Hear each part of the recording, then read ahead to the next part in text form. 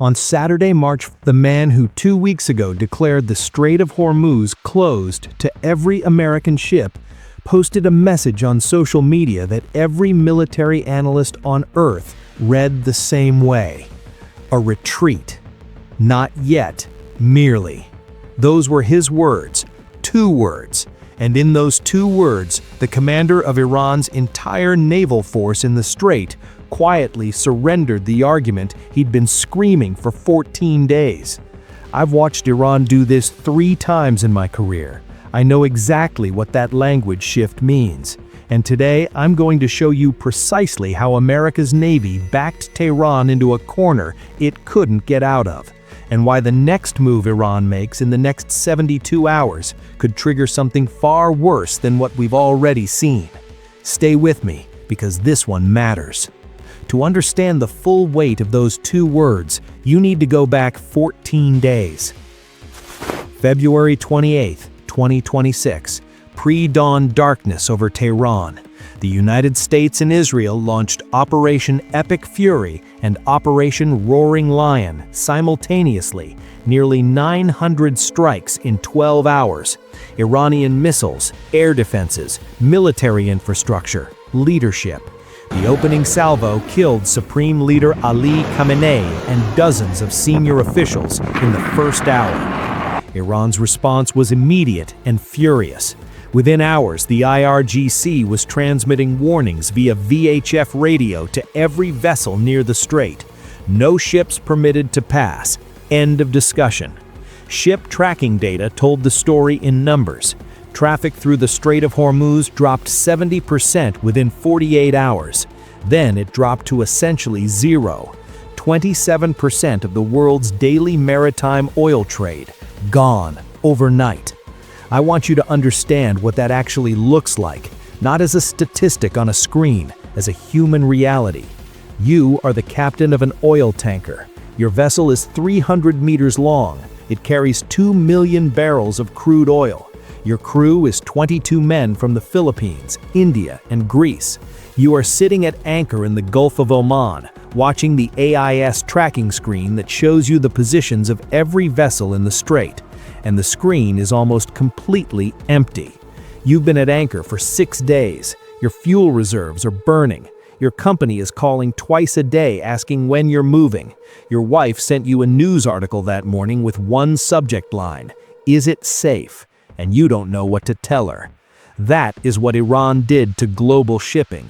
Over 150 vessels anchored outside that strait, waiting. That is the human weight behind the numbers.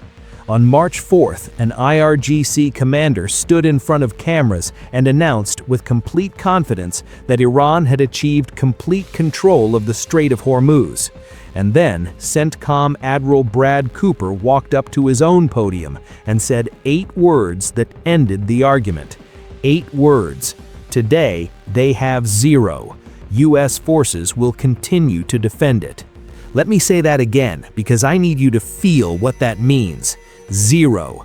The Navy Iran spent decades building specifically to threaten this waterway, specifically to hold the global economy hostage in a crisis, had been reduced to 0 operational ships in the Gulf of Oman in 2 days.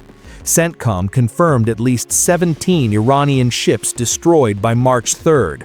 The Fateh-class submarine that Iran spent 15 years and hundreds of millions of dollars developing as its primary stealth deterrent is at the bottom of the Gulf of Oman. The fast attack craft the IRGC had positioned to swarm American vessels are burning at their piers or scattered across the seabed. The coastal missile batteries that were supposed to make American carriers think twice before approaching are rubble. That is your Navy. That is your tax dollars. That is what American power does when it is finally, fully unleashed. No other Navy on Earth could have done what the U.S. Navy did in those 48 hours. Not China, not Russia, nobody. And today, you saw exactly why America maintains the most powerful fleet in human history. Now, here's where it gets interesting, because Iran still had one card left to play, and it had nothing to do with warships. The IRGC understood something that naval warfare specialists sometimes miss. Iran doesn't need a navy to cause pain. By March 7th, at least 8 commercial vessels had been damaged in attacks. The Skylight oil tanker was struck north of Kasab, Oman, 2 Indian crew members killed. The MKD Vyam struck by a drone boat, another Indian sailor dead. On March 10th, U.S. military intelligence confirmed Iran had begun planting naval mines in the strait. Trump demanded their immediate removal. The U.S. military responded by destroying 16 Iranian mine layers.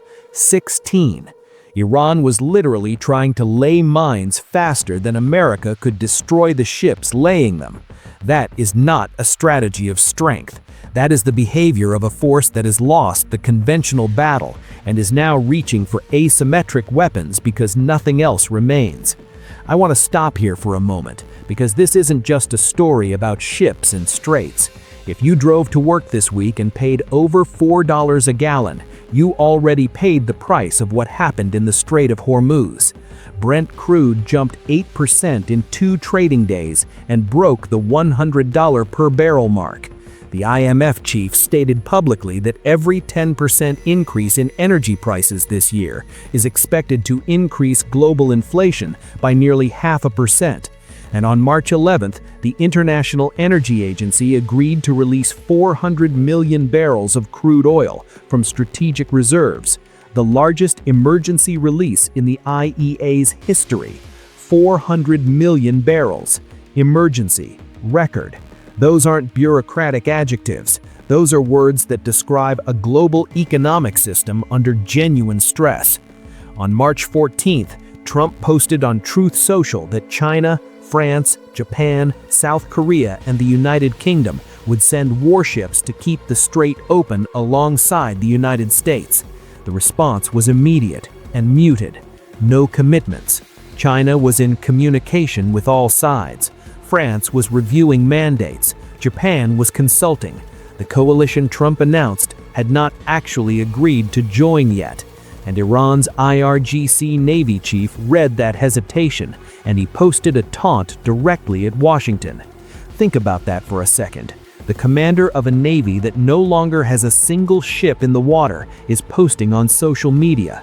That is not the behavior of a man who is winning. That is the behavior of a man who has nothing left but words.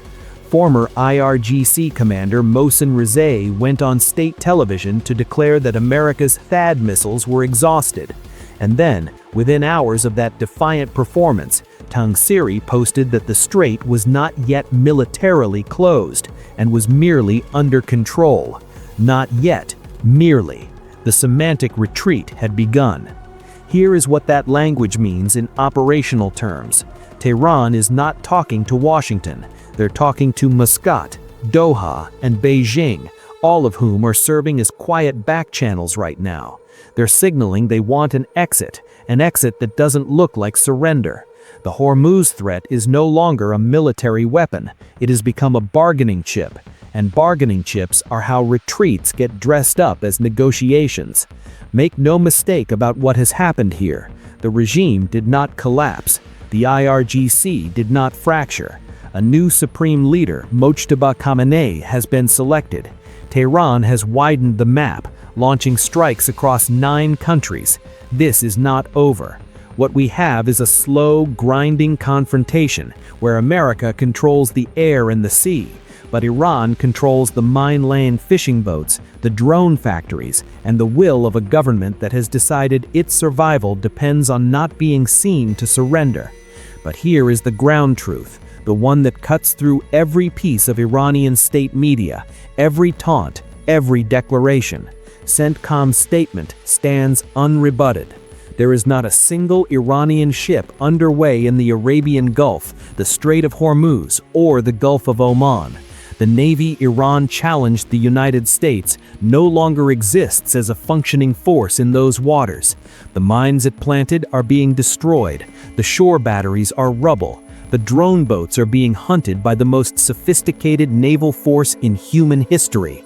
And the man who ran that navy is on social media saying the strait is merely under control, not closed, merely controlled by a force with 0 ships left in the water. Iran challenged the US Navy, and now Tehran is choosing its words very carefully, because the next words it chooses will determine whether it gets a negotiated exit or another 100 strikes before dawn. So, tell me, do you believe Iran's retreat is genuine, or is Tehran buying time to rearm? That debate is happening right now in every capital from Washington to Beijing. Drop your answer below, and if you believe Americans deserve the real story, not the version the mainstream media softens for you, subscribe to the Iron Atlas, because the next move in this strait happens fast, and this channel will be here when it does.